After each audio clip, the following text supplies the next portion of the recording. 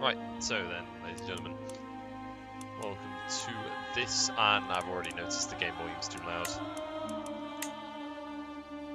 Alright. I probably won't cut that, but oh well. Right, so, welcome to this CK3 tutorial. As you can see, what I like about CK3, right, straight off the bat, is I like, because I have a save here that I'm playing with fingers, is that it shows the characters from your save. So that's my current ruler, my wife, and then my heir. Moving onwards to what you've actually wanted to see. I'll show you Petty King Merchant. Probably butchered his name. Don't sue me, please. I only got about £10 to my name. Anyway, right. So let's start down in the left corner. So you've got these stress levels. Your stress is reflected by your traits. So if you're generous and you do something bad to someone, then you gain stress.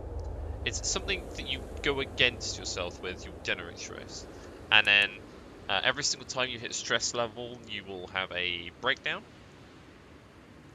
And that's normally, it can either be resolved by gaining a bad trait, or you gain more stress, but if you choose the option where you don't gain a bad trait, you'll have another breakdown if you haven't dropped below the level by 5 years, I think it is. Where you will have that pop up again, where you choose the three options: a bad trait or. Good ways to get it down are feasts. I had a game where I was playing as Russia, and we had feasts in which every single time I had a vassal. One of my friends was playing with a vassal, and I said, right, I'm stressed, have a feast, and he'd host a feast, and I'll be fine. You got the ducal title, the Petty King of Munster. So I'll go into more detail in a minute. You got your lifestyle. Lifestyle, it's a new system. It matches your traits, you see down here. So you've got your diplomacy, martial, stewardship, intrigue, and learning.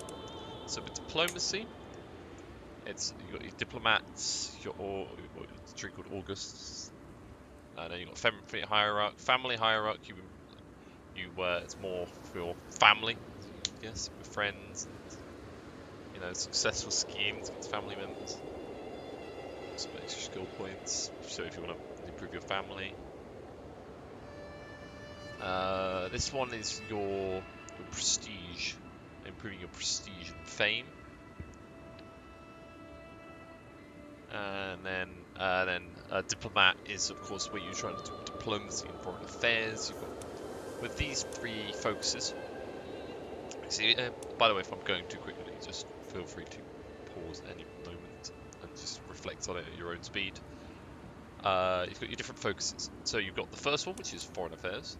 Your second one, this is for this list, of course.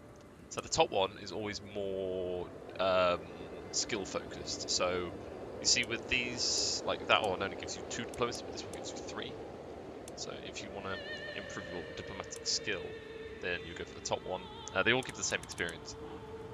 But with the other ones, Majesty is more focusing around your realm. It's always the same, I'm pretty sure. But yeah, for authority, yeah, it's always realm focused, the middle one.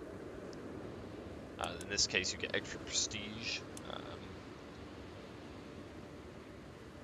And then the bottom one is family focus. You get fertility. It gives a bonus from your education, as you can see. Oops, I pressed the wrong button. There we are. I didn't press the wrong button, but I will. So you get 30% more experience, but that's to sway you. Sometimes it might be. Martial is always quite good because it gives you prowess. So if you need to command your armies and so forth, then you can improve your prowess through chivalry and stuff like that. Martialry is pretty good right now. What else? So yeah, they all have the different bonuses. Stewardship, you've got architecture, administration, and then this one is income varieties. Right, so as you can see, you could read through these at your own time, but they all have the corresponding items to them. So as you can see with intrigue, you've got schemer, seducer, and torturer. Torturer is for plot power and like if you want to kill or capture or something like that. You just want to intimidate your enemies. Seducer, I don't need to go over seducer. I don't need to have the birds and the bees talk with you. It's your parents' job. And then schemer is quite good because you get kidnapper, which enables you to abduct people and then sell them back. It's a good way of making money. Actually, I think I told a lie when I said that more realm focused, but that's actually quite good. I don't give you any extra intrigue. Anyway,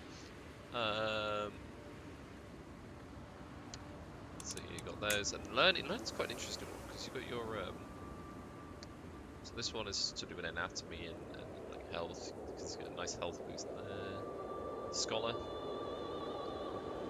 teaching and stuff like that. Body claims, quite good. And you got your theologian. I don't know. Right, moving on. Next, we've got the house. The house system has been changed. You've got now your dynasty, as before. The houses are similar, but you can have cadet branches of a house.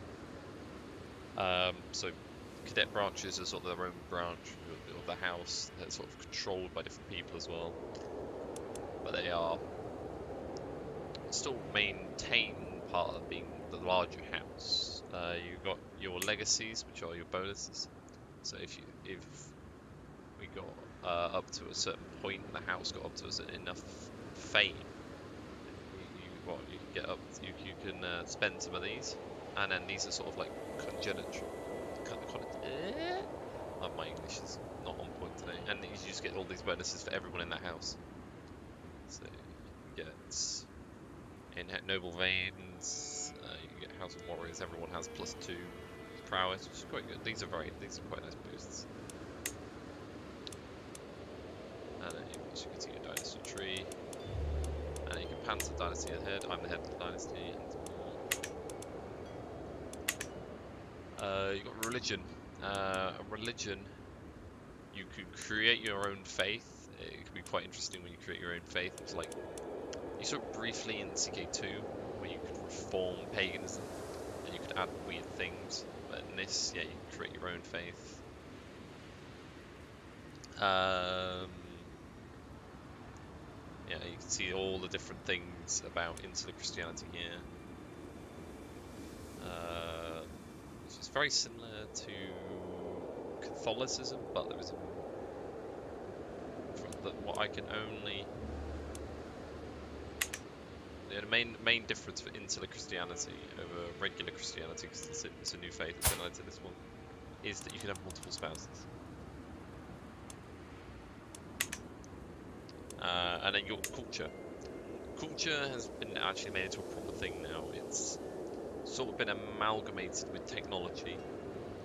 So your head of culture, which is me, I'm the most powerful Irish lord, so I will do all the researching and stuff like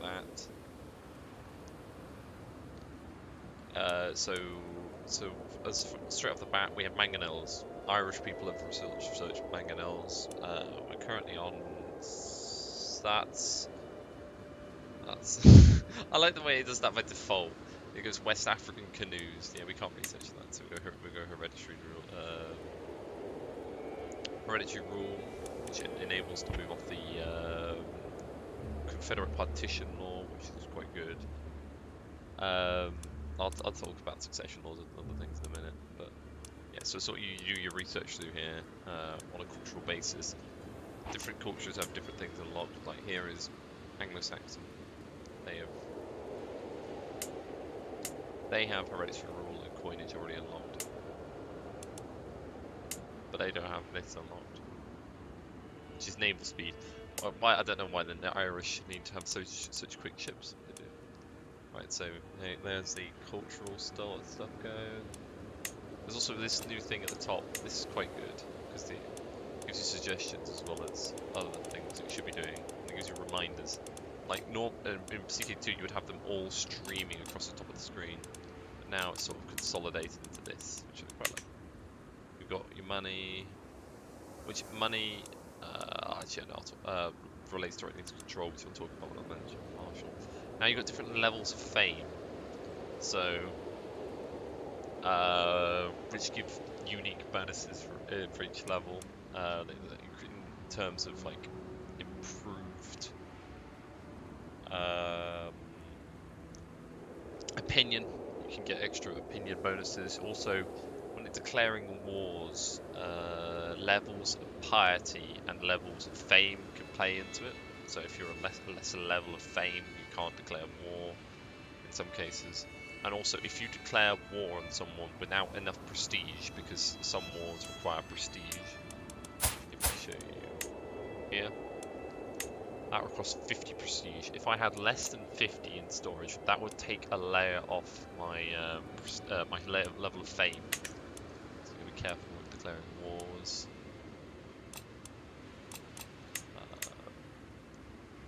Like that. You got your level of devotion. So if you lose a level of devotion, sometimes if you uncover adultery or you're an adulterer, you lose a level and become a sinner. That's below dutiful. And you got your renown. You got your total soldiers, which at the start of the game is always a bit off. And then you got your domain and holding. Right, let's go to realm. So in realm, you see your vassals, your own personal domain, and then you've got your crown authority, which you can see at the top. They all come with their unique bonuses.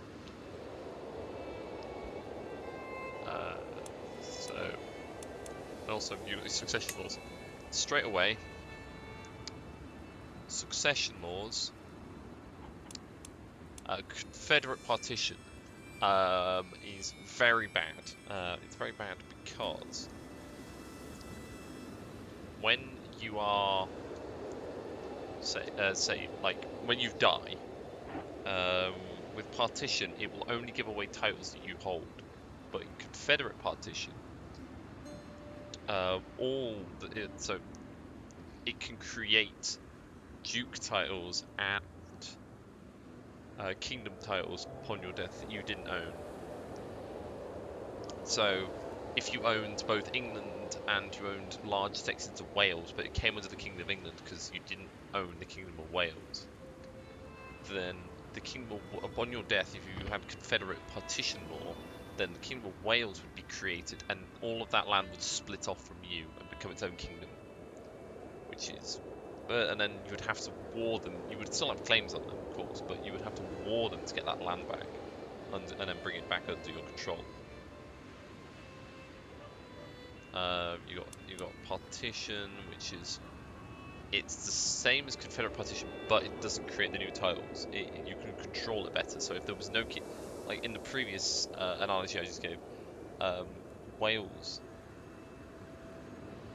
if the Wales titles did not exist, then you wouldn't have to worry about it splitting off because there's no title there for it to split to.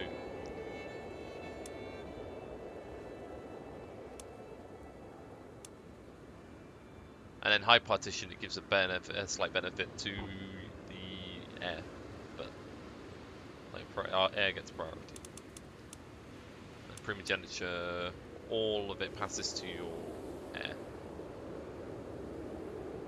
Multi-progeniture was the youngest one, and house seniority is your house. Your oldest member of your house inherits. And then gender law. Doesn't need there. then you can designate there. You can just choose who you want to inherit. As if you have absolute crown authority, because you're like, right, that guy inherits. I want that guy. Which is pretty cool. Right, military. Military, that's been, well, I mean, most of the game's been overhauled, but this has been quite overhauled as well. You've got your levies. Instead of previously where they would rise up wherever they were in whichever province, they now rise up at rally points. So you can create multiple rally points, but if you click that when you have multiple rally points, they will spawn at all of the rally points. If you only have one, they will only spawn at one. I have made that error many times, so I'm telling you this so you don't make the same error. So yeah, you got your levies, you got your knights. Your knights are your nobles who have high prowess. Like I have this guy, I can remember to my court, but my highest knight is Conchabar, who's my half brother. I think that's how you pronounce it, Conchabar. Then you got your man-at-arms regiment. Your men-at-arms regiment are your, what were they called in CK2? They were called can't remember the name of them off the top of my head. I'm pretty close. So you can raise them. Oh, the retinues. That was it. Retinues. That was what they called in CK2. And you can just click these guys. So if you pay the 88 gold for a mangonel, you'll have a mangonel, which are siege artillery. They're better than Onagers, but they cost more, and they cost more in maintenance. So you got your unraised maintenance. So when they're not raised, they cost a third of their full price. And so, and then when you raise your armies, they will raise with them, and they will be part of your armies, because your levies is purely infantry.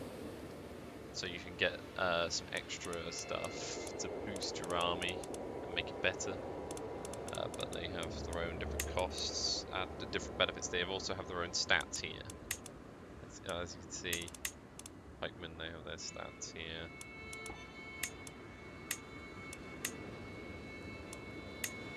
Got like horsemen as well, stuff like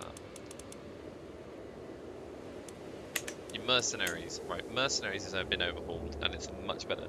So in CK2, in old CK2, you could, when you raised mercenaries, you would pay the initial cost, and then you would pay their upkeep, whatever that was. And it used to be really expensive to get mercenaries, really difficult to keep them, especially if they were big mercenaries.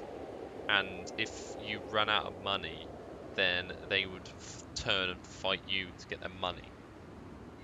But in this, it's much more simpler. You pay a flat fee, and then you get them for 3 years. You pay that flat fee for 3 years, and then the 3 years are up. Then you have the option, if you have the money, to then renew them for the price. Pay them the 200, in this case 265 gold, to then renew their contract. Then you would have them for another 3 years. Much easier. Then you got holy orders, which no insular Christianity orders. Right, next on to the council. So you have a spouse. Your spouse can boost particular areas, so they can boost your diplomacy, your stewardship, or whatever. Also, they can support you. So in support you, you might get event pop-ups where they give you bonus health, or they improve relations, or it's a whole host of things. You got your bishop. So your bishop, they've redone the bishop, because in bishop it sort of became sort of redundant in CK2, because all they would do was go around burning pagans, and if you didn't have any, they wouldn't do anything. So in this, they now fabricate the claims. For you. So you send your bishop out, and they will get your claims. That used to be under the chancellor's job, but they've decided to give it to the bishop. And in some cases, you can't replace your bishop yourself. You have to have. It's dependent on religion as well. And also, if your realm priest does not approve of you, then you do not get money from church holdings. So, and that can be quite a lot. In this case, I believe it's like 1.2 or something gold, and that's I only own 2 provinces. Right, so you got your chancellor. Your chancellor, he does foreign affairs, domestic affairs, and then integrate titles. To sort of, you know, keep the 2 titles together to stop breaking off. Your steward, he does taxation, development, which development is improving provinces, and it can promote culture. He can try and convert culture, culture of these provinces to your culture. You got your marshal, who is in charge of your armies. If you have a bad marshal, then your army quality can drop significantly, as well as its size. So you can get them to organize levies, which increases your levy size. You get them to train commanders, so you get better commanders, better knights to fight your armies. And then they can also increase control. So say in the province of Thomond, which I own, say the control there was below, then I would lose out on gold and levies, and that would hurt me economically quite severely. So you need, so if your control gets low, because it can drop if the lands like you, if you have a incorrect, well, I said a faith that doesn't match, or a culture that doesn't match with the province, then the control can drop significantly. That's quite important to keep in check. You've got your spy master. So your spy master can disrupt schemes going on at court. You can support schemes. So if you want, want aid with your support, and then you find secrets. Secrets are quite interesting, because if you place them, you find secrets. You can then turn them into hooks. If you blackmail them over the secret, you can turn it to a hook, and then you can use it to, if you had a vassal, and you kept getting and you kept finding secrets on, you could keep getting hooks and keep editing their vassal contracts, so they slowly paid you more and more without gaining tyranny, which makes everyone hate you. As well as, I think it's one of the lifestyle perks enables you to, if you get a hook on someone, you can demand money from them, straight up demand money. We're on to court, so you've got your court physician, which you can search for, as well as it also mentions the all your guests as well. I currently have one guest who's very good at crowns, so he might. And then you've got your prisoners. You've got your intrigue, got your new intrigue system. So you've got your here you can see the hostile schemes. So they're going on that you're not part of, that you're aware of. Say your spy master's found them out and told you about them. Your personal schemes for what you're doing, and then your discovered secret schemes. And now the scheme system is a bit different in this. So if I'll show you, if I plot to kill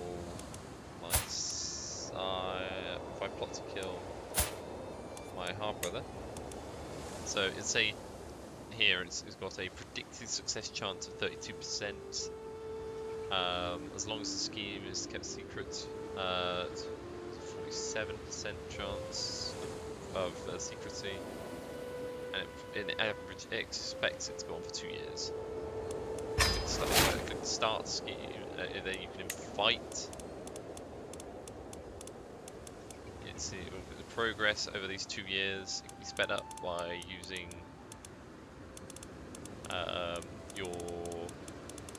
getting agents in. You can bribe them as well as if you have a hook on anyone you want to join in on this scheme, you can force it through with a hook. Hooks are very useful. I'm not actually going to kill him. Factions, so if you can get factions. In this, it's not, you don't have to just get not just vassals that can join schemes, factions against you, peasantry. So if there's a province that doesn't like you, the peasants in that province may join a faction against you. Yeah, that can lead to like peasant uprisings and stuff like that. I think it's decisions. If you need some more knights, say you've got too few and you don't have enough courts, you can invite some knights. I think it's always a minimum of 2 that will come every single time if you press invite knights. You invite claimants, so if you might get some claimants from other lands to come to your court. Poverty is go on a pilgrimage is very good for getting piety if you need piety. Yeah, for Christianity, it gives you the option of going to certain places, and it costs more depending on how far away it is. So like Jerusalem and Constantinople and stuff like that. You can have a host of feast, which I mentioned earlier is very good for reducing stress, especially if you get in the trained reveler. If you host go to feasts quite frequently. I was correct, frequently. Call a hunt. You can search for a physician. I think the most expensive one you get is 50, and then maybe another one that you get for 25, but it's not as good as the one you get for 50.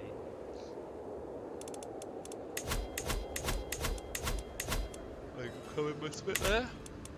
Right, so. Ugh. So on your character, right?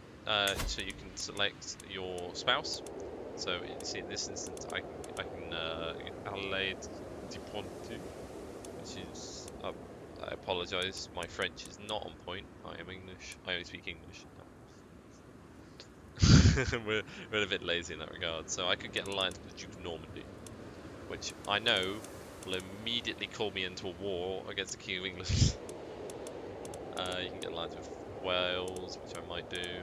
So you can see all these traits here. They get different bonuses, and you see claims as well. This one has claims on these provinces which are in the HRE. We've also got congenital traits. So this one is feeble.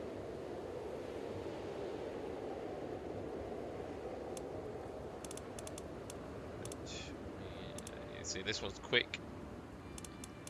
You can get some good or bad ones with these. You can see people's health.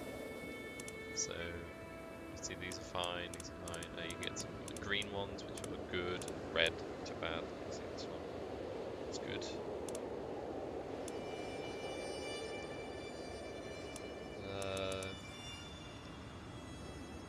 Yeah, so you can get alliances with people. It just costs prestige to call them in, but it doesn't cost you fame or anything like that if you go into negatives with those. So you can get alliances and call them in.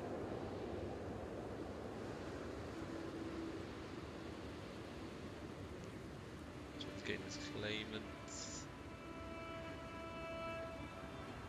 Right, I believe I've covered most of it. If I have missed anything, feel free to just write it in the comments. I might get back to you on this one. I might do another one if people want me to about. I'll play the game through and I'll explain what I'm doing. If people want that, then I'll do that. But for the time being, I'll. By the way, this is my second attempt at making one. The other time I made one, I recorded it, but then my operating system failed on the other PC, so I can't get to the video. So I thought I might just re-record it. With the original, I missed out a bunch of things. So if you and I'll see you guys later and catch you next one.